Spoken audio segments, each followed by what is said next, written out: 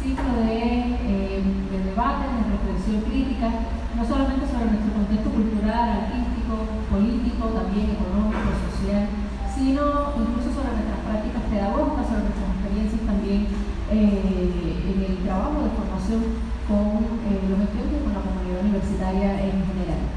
El encuentro de hoy día tiene el placer realmente de compartir con dos invitados de extremada experiencia en la Universidad de las Artes, fundadores de la Universidad de las Artes, ¿sí? Yo creo que Ángel sí. Casi. Bueno, casi. Bueno, hiper conocidos por todos, el profesor Ángel Emilio Hidalgo, la profesora María Fernanda López, ambos de transversal y de la Escuela de Artes Visuales, profesores compartidos, así que el tema que nos reúne hoy está en muy estrecha relación también con el primer encuentro que dio apertura a todo este ciclo y se reunieron en toda una suerte de primer eje de debates epistemológicos en relación un poco al sujeto, al urbano, lo público y el poder. Eran como un poco las cuestiones que nos sentaban las problemáticas precisamente a estos primeros diálogos que inauguraban este ciclo. El encuentro de hoy en específico sobre, digamos, la regeneración urbana en Guayaquil, y yo le puse así como que los proyectos emergentes para dar también espacio incluso a miradas, no solamente a miradas, sino a procesos de gestión, activismo, de gestión cultural sobre artes que realmente imponen puntos divergentes a la concepción política de la municipalidad guayaquileña. El encuentro de hoy en especial nos lleva también un poco a aterrizar los temas que iniciamos desde la clase, desde el encuentro pasado, iba a decir clase pasada, ¿no? Desde el encuentro pasado, sobre la relación entre el sujeto y el espacio público en esta construcción de la ciudad moderna y contemporánea, ¿no? Que es en este caso Guayaquil. Los temas para trabajar, bueno, después de la presentación que había hecho compendiado con nuestros invitados acá, una suerte de síntesis biográfica para aquellos invitados, sobre todo de fuera del campus universitario, pues que también pues, no conocen a nuestros docentes, no conocen nuestros perfiles de especialización.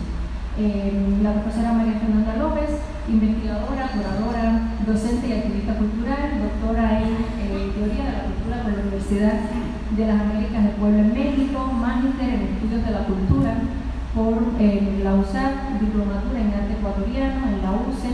Su línea de indagación se centra en el arte urbano, el graffiti y la creación contemporánea. Ha dado ponencias y charlas en Perú, Guatemala, Colombia, México, Cuba, Alemania, Holanda e Inglaterra en reconocidas universidades como la Escuela Nacional, la UNAM, la Universidad Nacional de México, la Escuela Nacional de Antropología e Historia, la Benemérita Universidad Autónoma de Puebla, la Universidad Autónoma del Estado de Hidalgo y la Walmir University.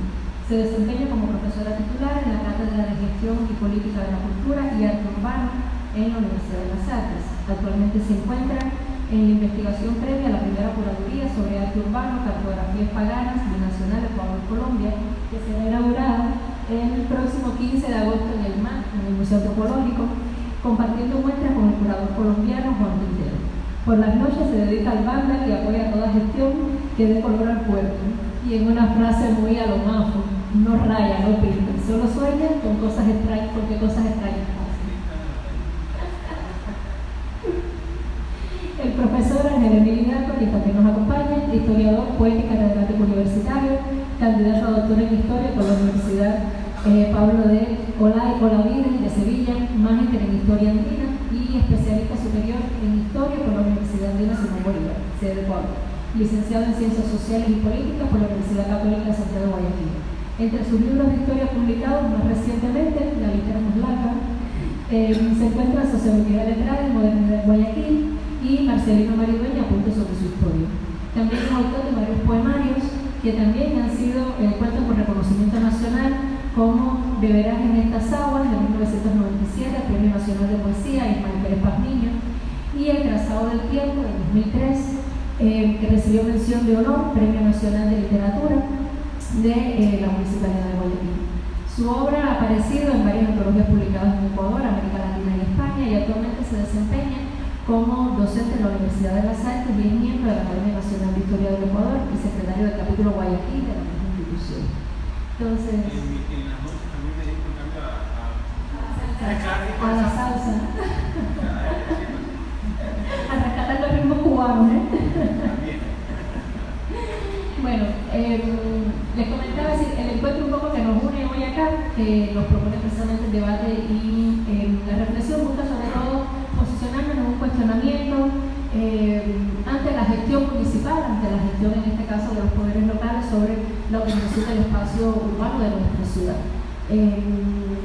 En la organización comenzamos primero contigo, Angelita. Bueno, Ángel nos va a tener una presentación desde una concesión histórica sobre el proyecto de regeneración urbana de Guayaquil, con una especial énfasis sobre todo en el carácter simbólico de los monumentos, ¿no? Es decir, en el trabajo con los monumentos y la carga un poco de representatividad también de las jerarquías de poder o las estructuras de poder en la ciudad. Y Marco, bueno, pues iba a trabajar entonces desde esta dicotomía entre arte urbano, gestión municipal y arte calle también, entonces como contrapartida a estas maneras de controlar el espacio urbano, en especial el arte urbano. Entonces, bueno, les cedo la palabra. Les comento que trabajar solamente unos 20 minutos, hoy va a ser una moderadora mala, sí, muy mala, porque también lo fundamental de estos espacios no es solamente las presentaciones en una sola dirección, sino fomentar un diálogo precisamente a partir de otras materias. Bueno, pues resumen.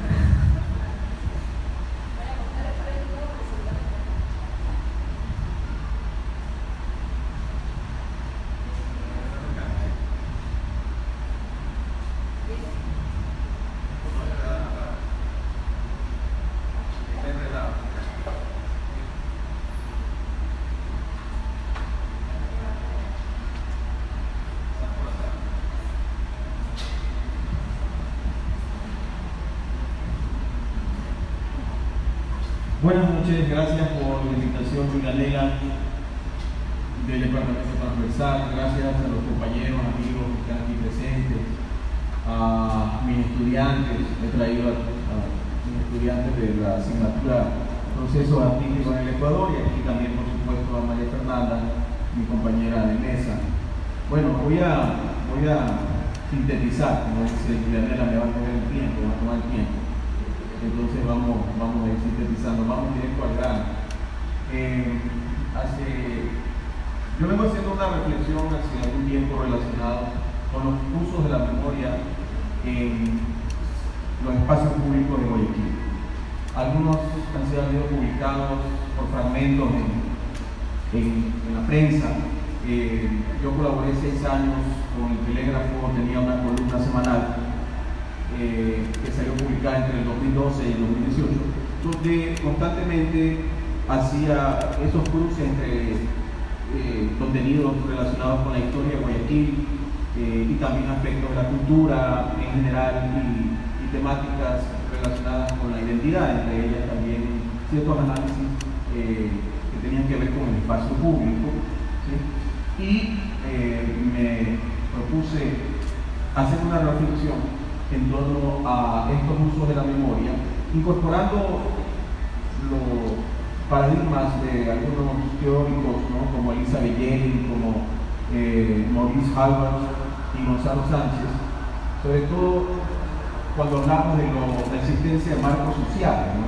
Marcos sociales que, según Elizabeth Yerin, en este texto muy conocido, Los trabajos de la memoria, están encuadradas en la familia, en la clase y en las tradiciones de otras instituciones.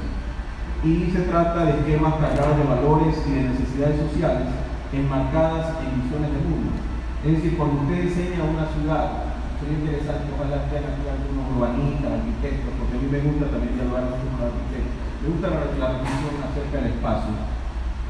Cuando se diseña una ciudad, también se está incorporando una serie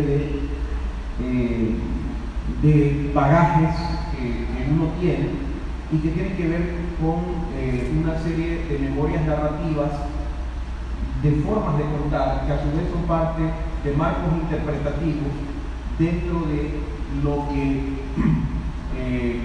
en lo que corresponde, al menos en un sector céntrico de la ciudad, lo que implica el centro histórico de Guayaquil, están relacionados con la necesidad de construir sentidos en torno al pasado.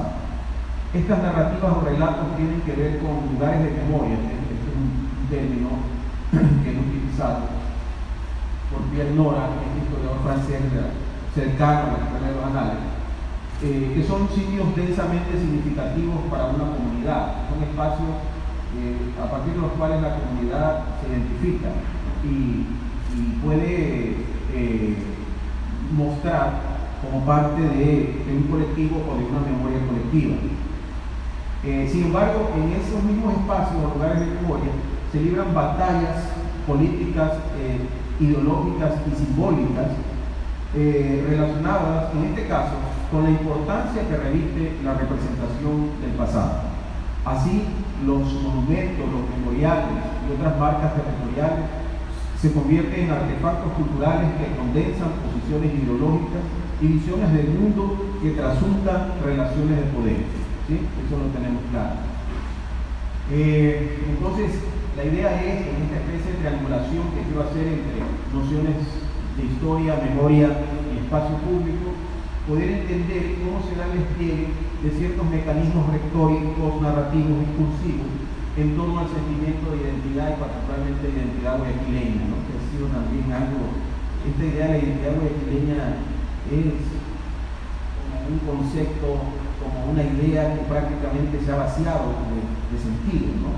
Ha sido completamente manoseada, sobre todo por los políticos, y en ese sentido creo que se necesita una indagación mucho más profunda, quizá desde la academia, que se interpelen estas formas demagógicas, no politiqueras, de hablar en torno a precisamente la identidad, ¿sí? Y particularmente la identidad guayaquileña. En ese marco, entonces, y considerando o entendiendo que los monumentos públicos transparentan, pongámoslo entre comillas, los ideales y valores del sector hegemónico, en tanto un marco social desde donde se construyen los relatos que elaboran marcos de interpretación alrededor de los sentidos de representaciones que estos grupos hacen de la historia, el pasado, la identidad. A mí me ha interesado acercarme a la comprensión de cómo a partir de estos procesos de renovación urbana, el término técnico es renovación urbana, o no es regeneración urbana, ese no es el término técnico, hay un peso o una connotación al hablar de regeneración que implica que lo anterior era lo degenerado. Entonces, se deja atrás aquella situación de degeneración, ¿no? Para poder implantar un nuevo proyecto de regeneración. Y tenemos que también entender en qué contexto se dio esto, precisamente en el momento en el cual, en el año 1992, en las elecciones del 92 para la alcaldía de Guayaquil, gana el expresidente de la República, León Ferrer Cordero, llega como alcalde, y lo primero que él dice es que se va a sanear el municipio, ¿no? Que es un palacio municipal en particular, es un nido de ratas, que literalmente lo era, estaba destruido, ¿no? Porque las administraciones anteriores, las administraciones sobre todo de los Bucaram en los años 80, habían sido desastrosas. Entonces, en ese marco se genera y se crea toda una campaña publicitaria que fundamenta un discurso de que vamos a venir a salvar la ciudad, ¿sí? Y por eso el término regeneración se aplica como un imperativo para precisamente salvar esa situación calamitosa en la que se encontraba la casa de todos los guayaquileños, la casa de Cali. Entonces, en el marco precisamente de ese carácter normativo que ya se empieza a expresar, ¿no? En el contexto del proyecto de la regeneración urbana, y dentro de ese proyecto de regeneración también la construcción del Malecón 2000, es que me acerco precisamente para analizar los usos de la memoria que se expresan en el conjunto de monumentos que conforman la plaza cívica del Malecón de Guayaquil, ¿sí? Entonces, la primera pregunta que creo que hay que hacerse en torno a esto, aquí hay unas imágenes, no sé si alcancen a ver, de estos monumentos que están en la plaza cívica. La primera pregunta sería, ¿quién es el sujeto enunciador en la plaza cívica, en los monumentos de la plaza cívica. ¿Cuáles son los contenidos de ese discurso de memoria o de memorabilia?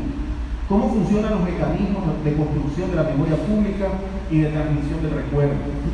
Esas son preguntas básicas, ¿no? Pienso yo, que podrían esbozarse para comprender de mejor manera la construcción dialéctica entre el olvido y el recuerdo a propósito del proceso de materialización de la memoria que se da con la construcción y emplazamiento de esta estatuaria pública. Empecemos por la primera.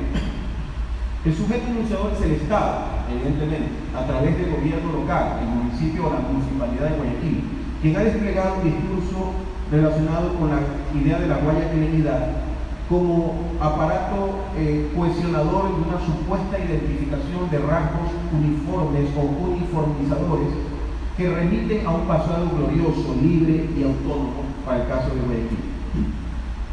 Quien ha escuchado las arengas de los últimos alcaldes de Guayaquil, de las últimas alcaldías, reparará en el tono autocelebratorio sobre el éxito de las administraciones desde León Ferrer Cordero hasta la actualidad, que provienen de las derechas políticas ecuatorianas, especialmente si se trata de la construcción del Malecón 2000, que empezó en el año 1999, obra insignia del alcalde Ferrer Cordero, quien en su discurso de inauguración el 9 de octubre de 1999 dijo, cito, este 9 de octubre, fin del siglo XX, permanecerá como un hito de progreso y desarrollo en nuestra ciudad, simbolizando la transformación del Gran Guayaquil, fin de cita.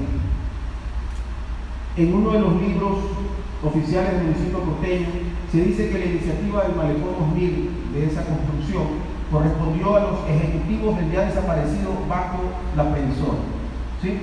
Donde actualmente está Manzana 14, curiosamente hoy es parte de la Universidad de Las Artes, como respuesta al abandono del viejo malecón que, según la administración de la Sociedad Cristiana, se había convertido, cito, y esto es algo que lo expresan dos investigadores históricos que publicaron un libro que se llama Historia de Guayaquil, Melvin Hoyos Galarza y Alfredo Avilés Pino.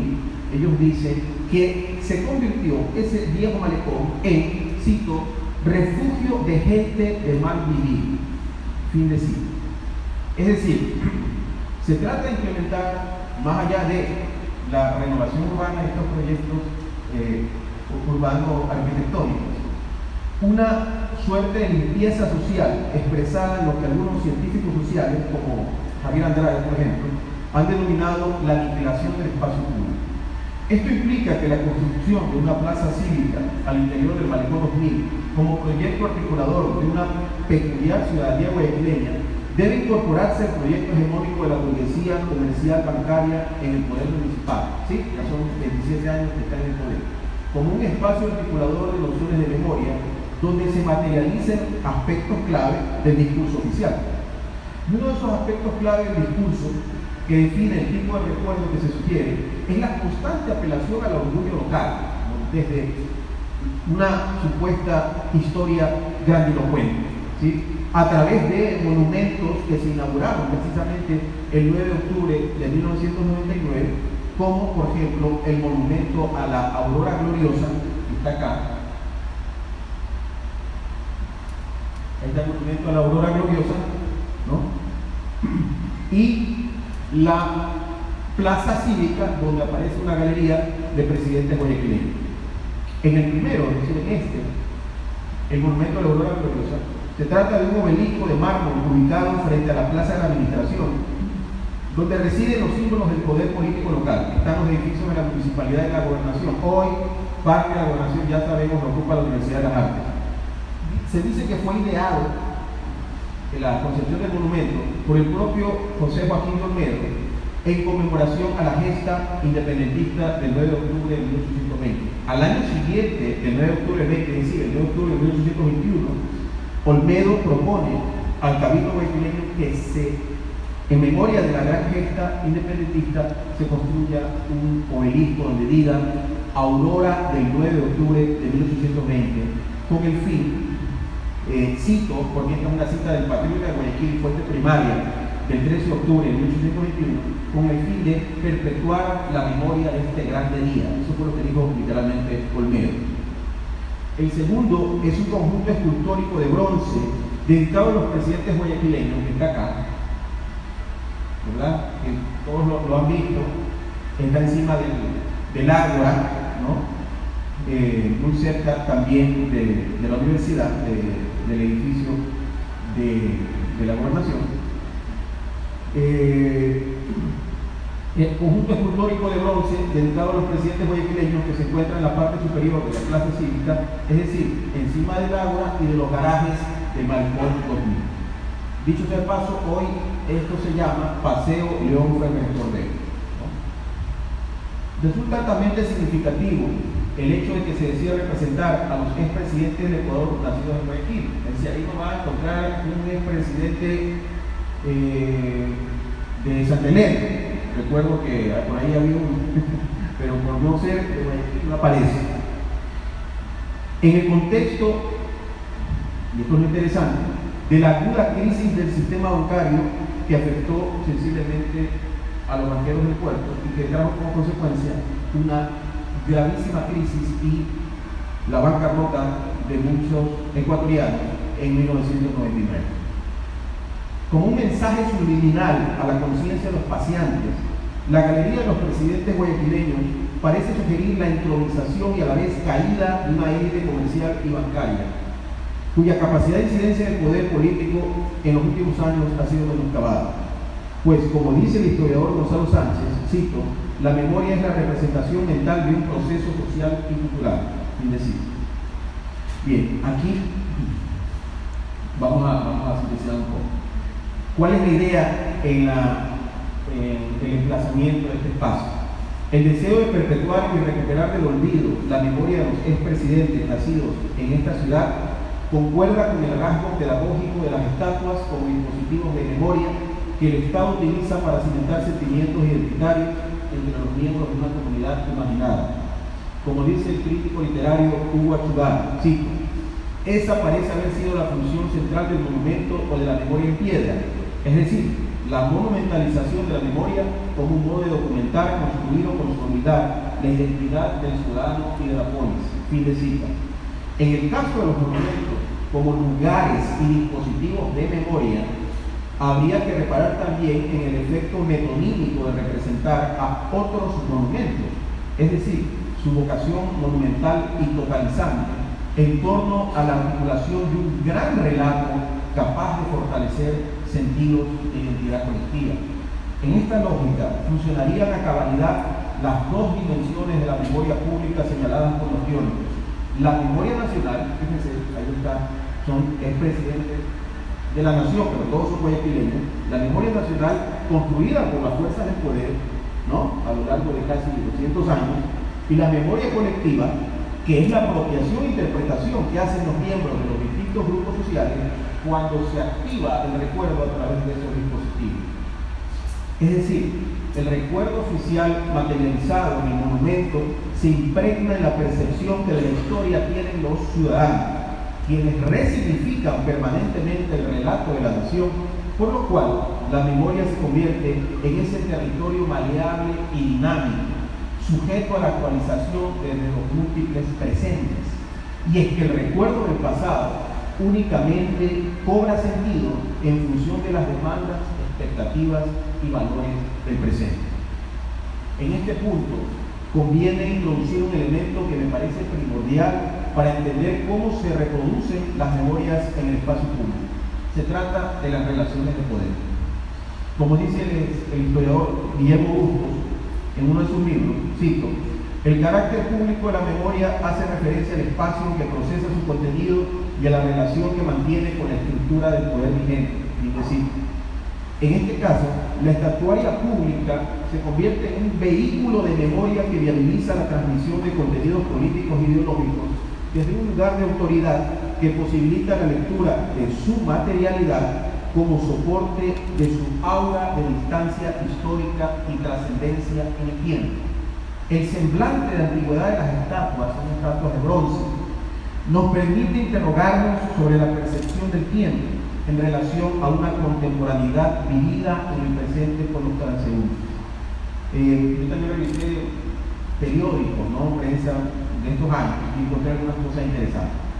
En una de las notas periodísticas que aparecieron en estos años, a propósito de la inauguración de la Plaza Cívica, algunos paseantes del Malecón 2000 comentaban que, cito, es un lugar donde grandes y chicos pueden venir a conocer personajes de la historia de Guayaquil y del Ecuador. Fin de cita. También decían que, cito, con el Malecón 2000 hemos recuperado parte de nuestra historia. Fin de cita. Junto a lo cual, el periodista, ¿verdad? Este periodista que no firma, un periodista del periódico El Expreso, en un artículo publicado el 11 de octubre de 1999, refuerza la idea de que, cito, los nombres de los ilustres guayaquileños implican el reencuentro con la historia, ¿no? Muy bonito, aparentemente. Fin de cita. Esta nota que aparece en el diario Expreso, ¿verdad? En su columna editorial, por su parte, es decir, hay una columna editorial que se supone es la expresión del pensamiento del diario, dice lo siguiente, cito, el programa de nuestra institución municipal tiene por objeto hacer que la ciudadanía repare en la trascendencia de las fechas históricas de la patria.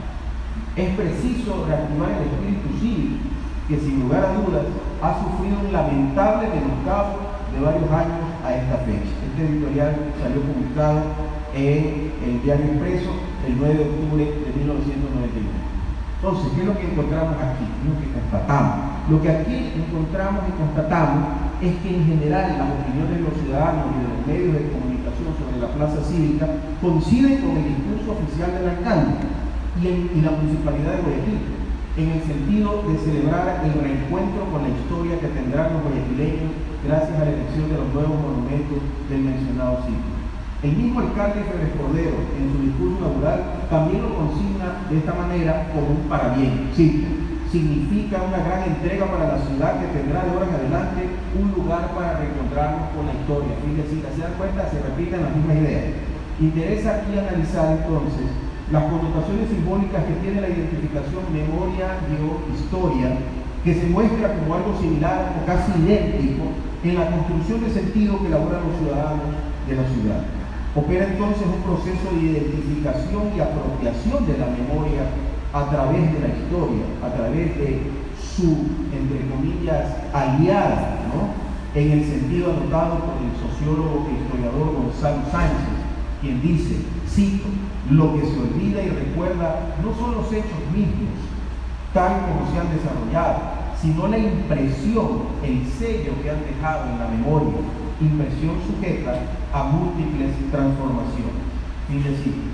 Es decir, las palabras que los transeúntes guayaquileños expresan cuando observan los monumentos de la Plaza Cívica en 1999 están atravesadas por diversas mediaciones, como el tipo de educación que recibieron, la idea que tienen del relato histórico nacionalista, sus valores cívicos y otros aspectos que derivan del marco social de donde proceden. De esta forma, los diferentes marcos sociales componen a su vez marcos interpretativos que, en el caso de los ciudadanos, funcionan desde su rol de actores, ciertamente activos, pues incesantemente resignifican los elementos que operan en la transmisión de la memoria más allá de la representación petrificada de la nacionalidad que las estatuas parecen encarnar. Resulta interesante el relato de la impresión, ¿no?, que experimentó el propio alcalde de Guayaquil cuando deslizó el obelisco de la Aurora Gloriosa, de acá, sí, de la Aurora Gloriosa el día de la apertura de la Plaza Cívica. Dijo lo siguiente: el alcalde, don Febres Cordero, dijo que aunque es ajeno a vincularse con los logros y linajes de sus ancestros, ¿verdad?, el haber iluminado el monumento a la Aurora Gloriosa le recordó el pasaje histórico en que Villamil le dijo al prócer Febres Cordero, que también tenía su nombre, León Febres Cordero, que la nueva luz de la libertad se la debían en gran manera a él, es decir, a Febres Cordero.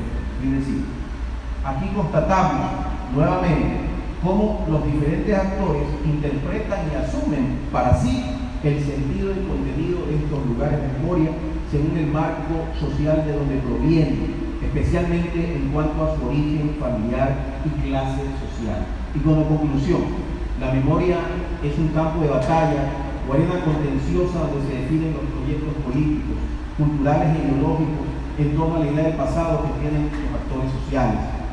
Uno de los lugares donde se materializa la memoria son los espacios públicos que albergan monumentos, memoriales y marcas territoriales, razón por la cual dejan de ser simples espacios para convertirse en lugares de memoria.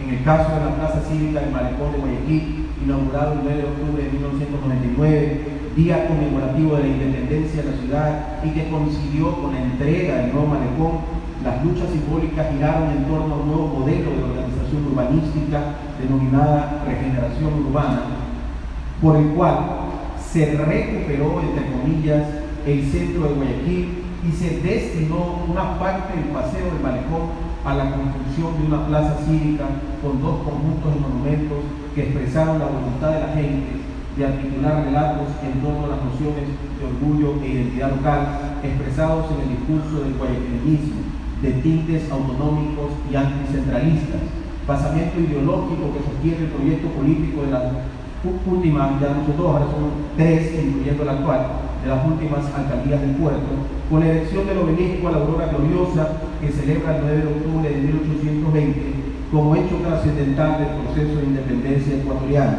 y la galería escultórica de presidentes guayaquileños representada figurativamente en bronce. La puesta en escena de los repertorios patrios que aluden a la ciudad y región.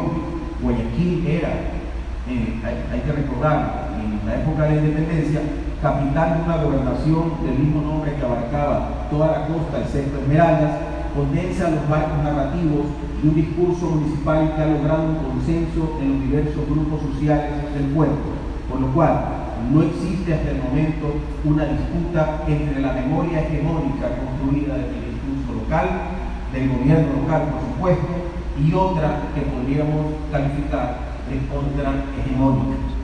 De hecho, quienes acogen el proyecto de renovación urbana y su componente histórico de la Plaza Cívica esgrimen juicios favorables hacia lo que ellos consideran es la posibilidad de reencontrarse con la historia local y nacional y demás, conocer esa historia. Los marcos sociales en que se desenvuelven los actores posibilitan la articulación de diversos sentidos que, con el paso del tiempo, cito, y esta frase de Lisa Kelly, necesariamente implica nuevos procesos de significación del pasado, con nuevas interpretaciones. Fin de cita. Se confirma entonces el carácter dinámico y procesual de los usos de la memoria por tratarse de construcciones sociales y culturales que se actualizan inquebrantablemente en cada presente, según las necesidades que tienen los individuos y los colectivos de presentar, volver a presentar los pasados idealizados a la medida y alcance de sus proyectos futuros. Muchas gracias.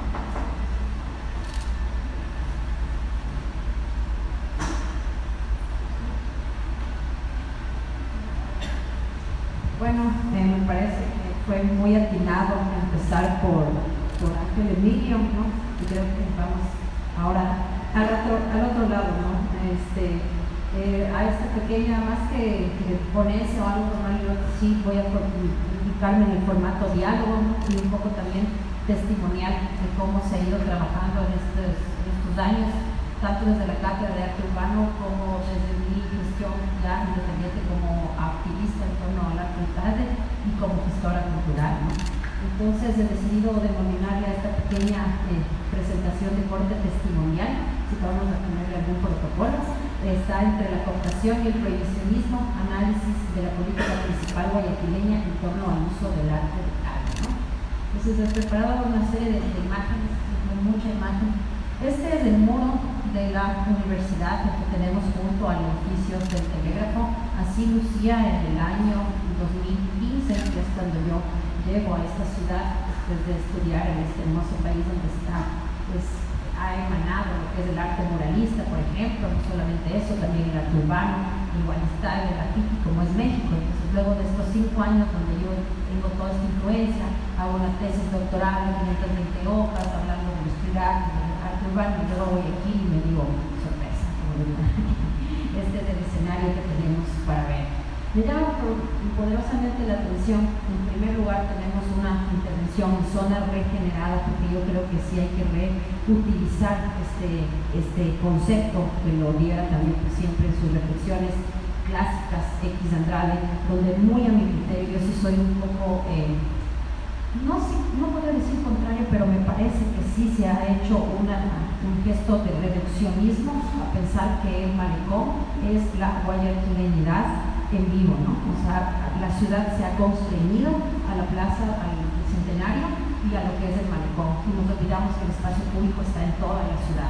Yo supongo que porque esta ansiedad de construcción de Estado-Nación, de construcción del deber ser ciudadano guayaquileño, pues ya nos ha comentado toda esta estatuaria, hay todo un deber ser, no es nada casual que tengamos frente a la Universidad de las Artes estas estatuas que tienen que ver con la bondad, la templanza, la rectitud. O sea, ya se nos puso a pie de la universidad lo que el municipio indica que debe ser un estudiante de artes y el contorno, ¿no?, de una universidad de las artes, ¿no?, por si acaso se nos vaya a olvidar.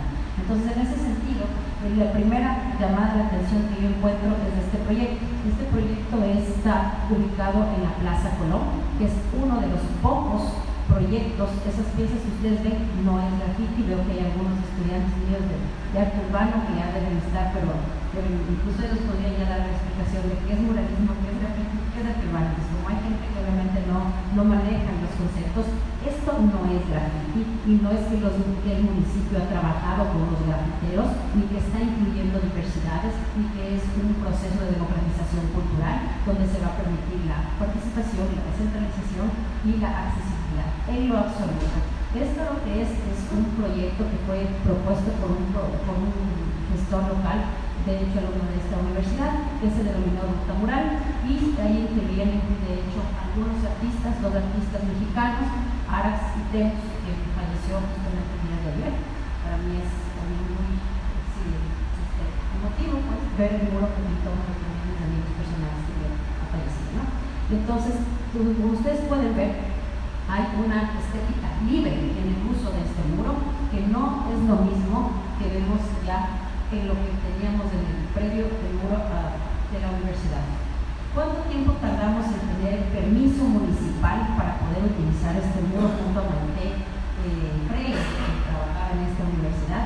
1 año y medio tardamos en conseguir el permiso para poder intervenir en esta pared, que no era una pared declarada de interés patrimonial por el INPC, tampoco estábamos hablando de una pared de corte patrimonial, netamente dicho, y era una pared totalmente adosada que pertenecía a la Universidad de las Artes. Esa que es nuestra pared, esa pared, como diría cantante chileno, ¿cómo se llama? Esa maldita pared, esa canción también de la vida, esa pared, es otro tema. Entonces, esa pared nos costó 1 año y medio conseguir el tema del permiso.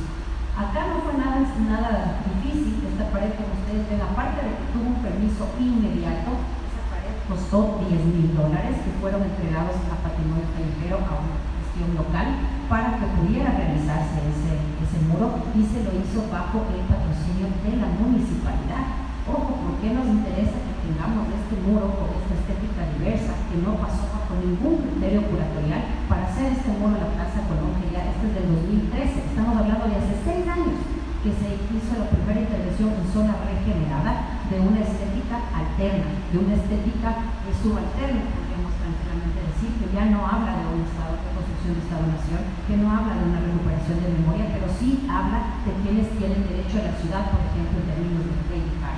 Habla de quién puede hacerse presente en el espacio público. Entonces ahí hay un uso y una cooptación de un lenguaje que por tradición ha sido más reaccionario, más transgresor. Aquí sí nos interesa, le vamos a dejar un poquito de libertad a la ciudad, y ese fue el primer proyecto del 2013.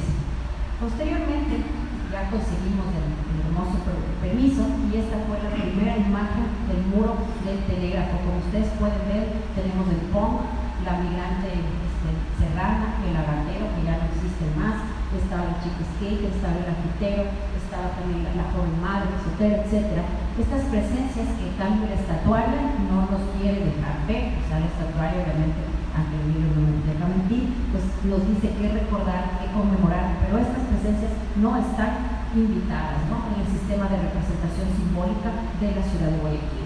A Guayaquil le interesa una ciudad limpia, con asepsia visual y asepsia gráfica para que pueda ser vendida de una otra forma en términos de turismo. Yo siempre he dicho, no sé qué clase de turismo le dieron al señor Negoti y al Partido Social Cristiano. Lo que vienen los extranjeros a ver a Latinoamérica es caos, cuchicheo, la gente que habla duro, los mercados, la comida. Nuestra caótica, vibrante identidad latinoamericana. Si ellos quieren ir a ver cuestiones de rigurosidad, de orden, se van a Holanda, por eso me voy a Alemania. La gente, ¿por qué? El país con más índice de turismo que tenemos es Bolivia y Perú. Son los que menos han regenerado zonas céntricas y los que menos programas de adecentar el pueblito tienen. Porque claro, ahí sí, invierte billete europeo, invierte billete gringo, porque va a pasar la vaca enfermándose del estómago, va a pasar bien en hoteles de quinta, porque eso es lo que vienen a buscar. Si no, se quedan en sus países perfectamente normados y perfectamente ya divididos en sus ciudades. Entonces, eso se busca en Latinoamérica, por eso Guayaquil tiene, pese a estas grandes inversiones en cuestiones de recuperación de memoria y ahora en estas inversiones pseudo de cultura urbana y diversa, cero incremento en el turismo. No me van a dejar mentir. No vemos por aquí gente cargada con su mochilita, más allá en Cuenca, en Quito quizás, nos usan de paso.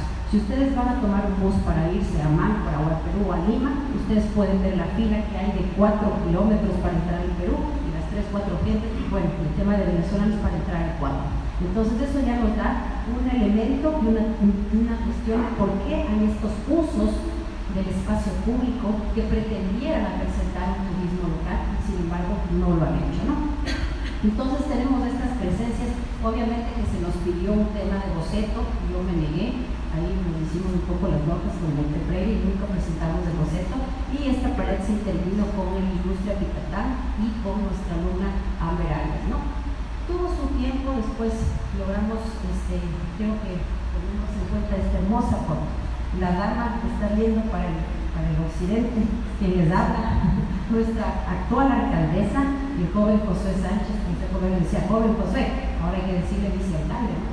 Entonces yo en mi muy intensa búsqueda de reflexión y de cambios en esta ciudad, decidí aventurarme a hablar con el gobierno seccional y con el municipio y proponer un proyecto para generar espacios para el arte urbano en la ciudad. Ya que yo decía, por favor, si esto para aquí podemos hacer corredores turísticos de arte urbano como al purísimo estilo de Bristol, quien ha ido a Londres, o sea, para ver un buen arte urbano y tener las culatas de los edificios, ¿no? Yo, claro, con mi doctorado bajo el brazo, el doctorado no nos da nada, y con mis ilusiones destrozadas, porque después de proponer un proyecto que incluya el arte urbano en zona regenerada para que pudiera implementar incluso el turismo, que eso no pasó. Entonces de ahí salió pues nuestro querido e ilustre proyecto de Guayarte, ¿no? Es totalmente afamado en este momento. Entonces lo que se esperó, ahí como ustedes ven está Luis Fernando Maus, que es un insigne gestor de cultura urbana quiteño, que gestó todo lo que es el Detonarte, uno de los grandes festivales de arte urbano en la ciudad de Quito. Y como ustedes ven, mi persona hay un poco con un malestar con estas presencias que yo jamás hubiera pensado sentarme a tomar un café con una foto. Entonces, pero ahí estábamos intentando generar un cambio en políticas públicas para el manejo del espacio público. Yo no solo quería ir a pintar bonito pared y generar el efecto decorativo del arte urbano, buscábamos generar políticas públicas para el manejo del espacio, no solo generarlo, sino en general para poder generar proyectos de arte urbano. Eso no sucedió evidentemente, pero lo que sí pasó fue un tema discursivo y manejo simbólico y cooptación del lenguaje del arte de Cali. Eso que ustedes ven es la primera fase del proyecto Guayarte, donde se hizo un concurso abierto. Tuvimos como 100 propuestas, obviamente no tenían una calidad tan aceptable, pero decidimos dejar 25. Esto es del sector denominado la S, queda por el terminal terrestre. Ahora de esto no queda absolutamente nada. El mismo municipio hace 6 meses borró toda la inversión que hizo de Guayarte, absolutamente todo.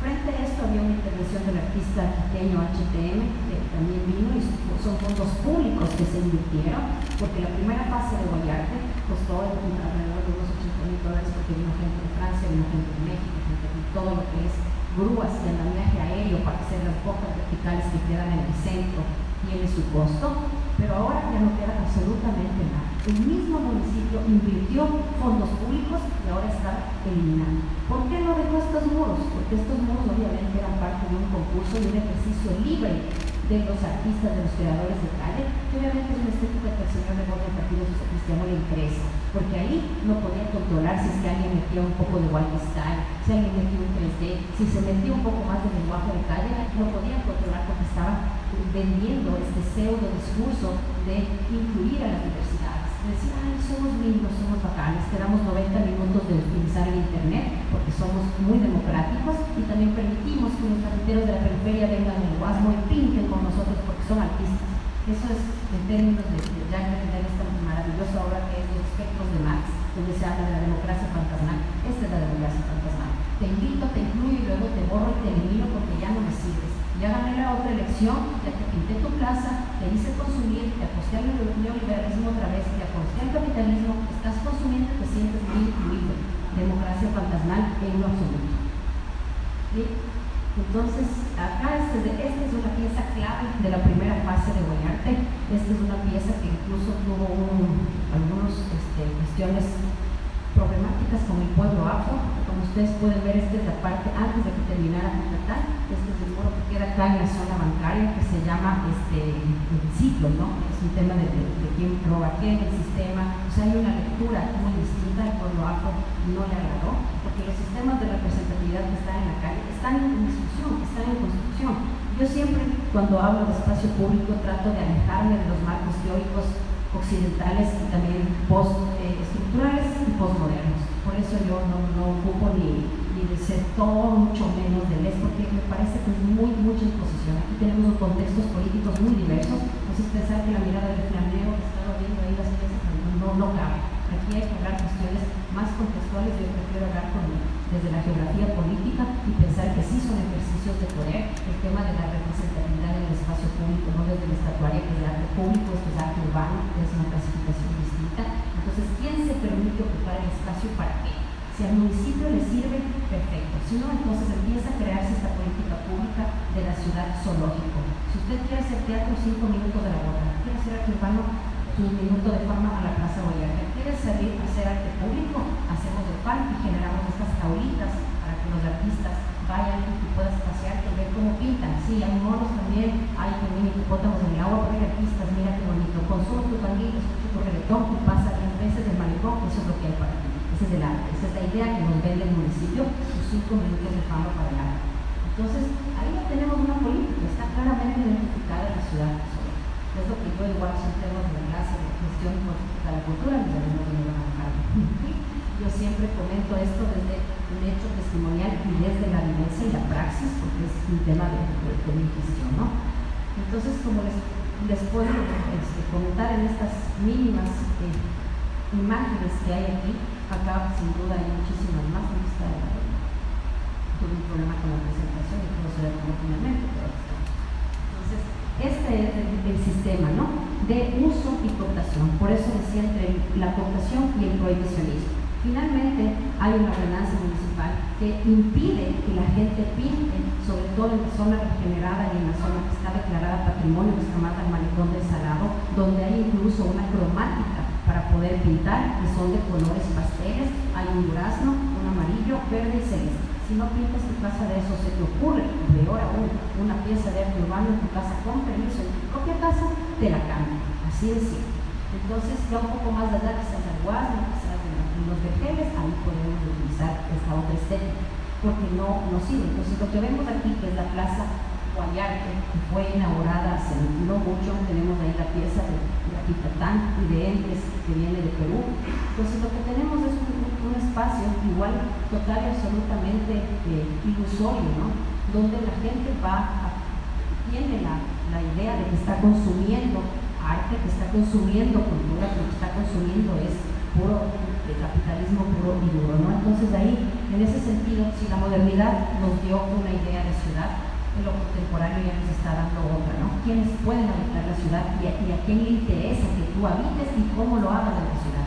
Otro ejemplo que también hay de ocupaciones otras del espacio público en zona regenerada y en el centro de Guayaquil era la comunidad skater. Todos los espacios, los spots así llamados por esta comunidad han sido eliminados.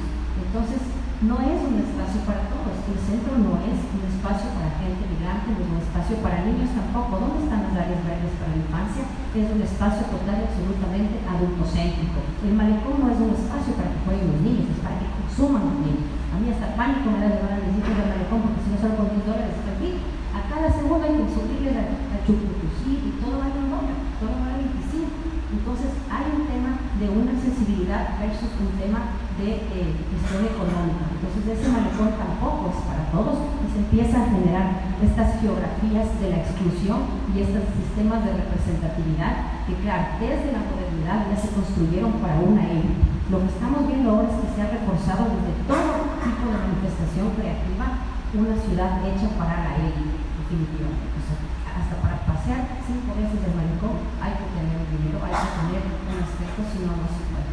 Entonces, finalmente, igual para concluir, podemos decir que el arte urbano por la Municipalidad de Guayaquil ha sido cooptado para su uso político de reforzar agendas que tengan que ver con elecciones y para poder llegar a cierto sector, que en este caso es el sector joven, ¿no? Ya el voto antiguo ya lo tenían, pero ahora había que reforzar las nuevas generaciones que van a seguir votando por el socialcristianismo, y esos son los jóvenes que consumimos visualmente entre 13 y 25 a 35 años, ya no somos tan jovencitos, pero bueno, entre 13 y 25 años es cultura urbana, es cultura de calle. Entonces tenemos que generar estos sistemas ficcionales de que hay estas estéticas permitidas cuando lo único que hay es un prohibicionismo y una criminalización del movimiento de arte urbano. No es todo como digo de arte urbano, porque el grafitero ya está más criminalizado, pero el artista urbano está cortado, utilizado totalmente. Lo que se le está dando a la ciudad es que el arte urbano tiene un efecto placebo y decorativo.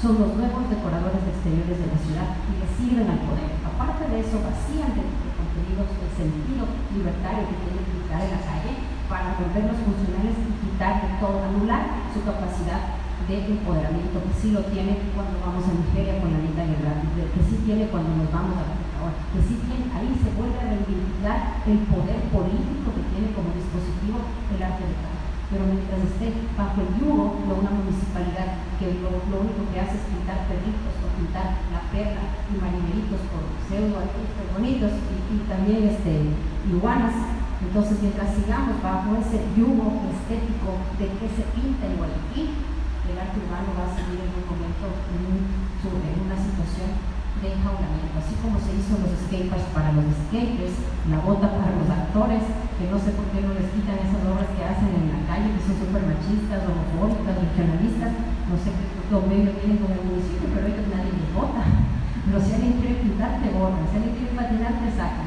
Pero si haces esas obras de contenido sexista a más no poder, ahí está, no sé si tienen convenio con doña, ¿cómo es de Guayaquil? Es mi destino, doña Gloria Vergara, me parece que tiene convenio. Así como el Café, que no es un festival independiente, sino totalmente patrocinado, no es porque cobran el cargo, pero eso es otro tema. Entonces, básicamente eso quería concluir, que el arte urbano es otra cosa, y eso por mucho menos en lo absoluto es gratuito. Que hoy aquí existe un movimiento fuerte de arte urbano que no está en Guayarte y no estuvo tampoco en esta placita, está en las calles, está en los barrios, existe y resiste desde la marginalidad y